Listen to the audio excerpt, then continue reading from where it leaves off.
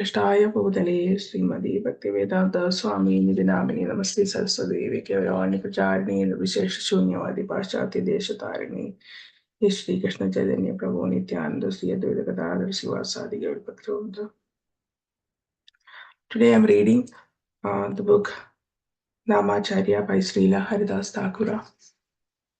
Srila Prabhupada, yes, name means authorized name, not frictious. If you chant a frictious name, that will not be effective.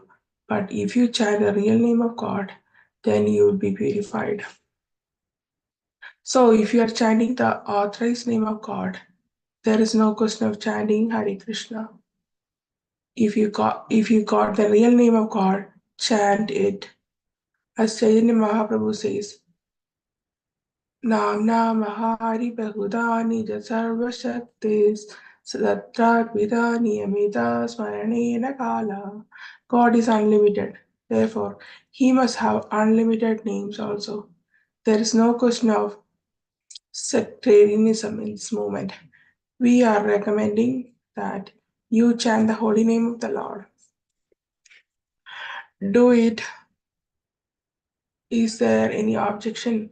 Suppose you say that you are Muhammad, and if I say you chant the holy name of God, have you got any objection? Ali, oh, no chanting, I do chant myself.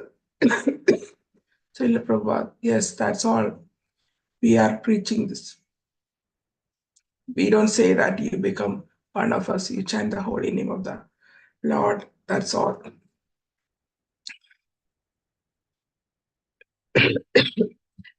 Like Ali, those assembled in the king's court were satisfied with the statements of Haridasa Thakura, with one exception, the Kasi, who had originally instigated the complaint.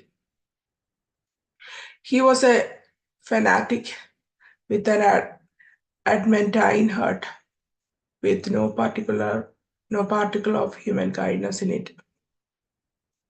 He insisted on the punishment of Haridasa Thakura. This miscreant will simply create other miscreants, and he will bring a bad name to the Muslim community. Therefore, punish him in an exemplary way, or at least make him recite the confession from the Quran. Srila Bhaktisiddhanta Saraswati Thakura comments that the Kasi incited the king with the following import. The example of following Hindu principles that Haridasa is setting will certainly bring infamy to the Muslim community, and in the future, many Muslims will bring further defamation and disrepute to the Muslim religion by following him. Therefore, you should severely punish him as a warning to others so that this may not happen. Otherwise, Haridasa should personally repent and beg forgiveness for his actions. Then only can he be excused from punishment. Since the Kasi was considered both a religious and legal authority, his words carried weight with the king, and his recommendations could not be easily ignored. The fanaticism of the Kasi is typical of the thoroughly sectarian and narrow view that God's interests can only be defined by the interpretation of religious texts by persons who assert their authority without necessarily having the requisite qualifications. In this case, the so-called authority of the Kasi was not only ecclesiastical, because in the medieval Islamic tradition, a cleric like the Kasi had both religious and secular authority.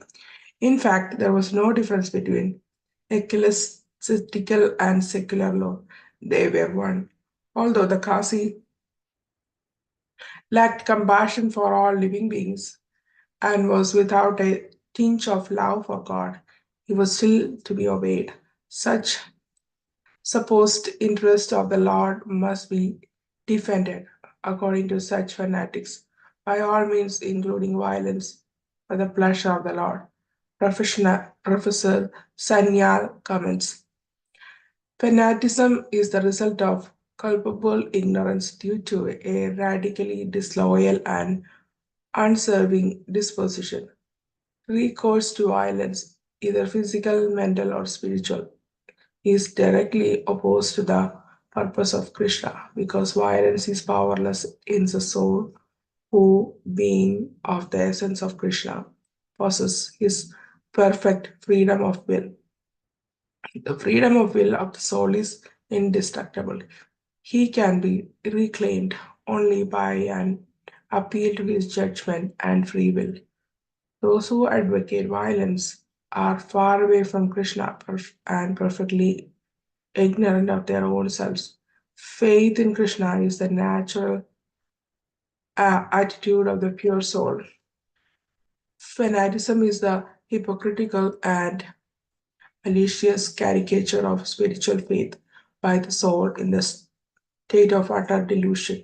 Fanaticism, being essentially an attitude of opposition to Krishna, is also necessarily intolerant of all loyal servants of the Supreme Lord. It is not by accident that the fanatics crucified Jesus. The fanatics can never tolerate the God, goodwill of Krishna towards all creatures. They pretend to show their love for Krishna by hating his loved ones. Fanatics are found to hate everybody because they really hate the Supreme Lord Himself. They therefore also hate those who are averse to Krishna, not from a sense of loyalty to Krishna, but because they themselves are unmindful of the service of Krishna and want everybody to serve them. Fanaticism always kindles counter fanaticism in those of its victims who happen to be equally averse to Krishna, but it is powerless to move the servant of God to thoughts of malice against his deluded oppressors. The king felt that he was in no position to ignore the powerful cleric, even though he felt that Haridasa Thakura's words rang true. With some urgency, he entreated Haridasa Thakura. Oh, brother, just recite the confession from the Quran and you will have nothing to worry about. Otherwise, the Kasi and his men will punish you and you will be forced to recite the Quran anyway. In this way, you will be humiliated. Haridas Thakura replied with absolute faith and conviction. One cannot do anything other than what the Supreme Lord desires. Know for certain that the Lord awards the result of one's offenses.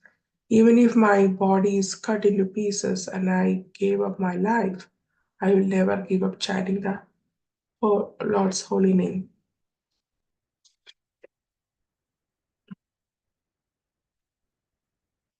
Just summarize, Prabhu. Yes, yes. Okay.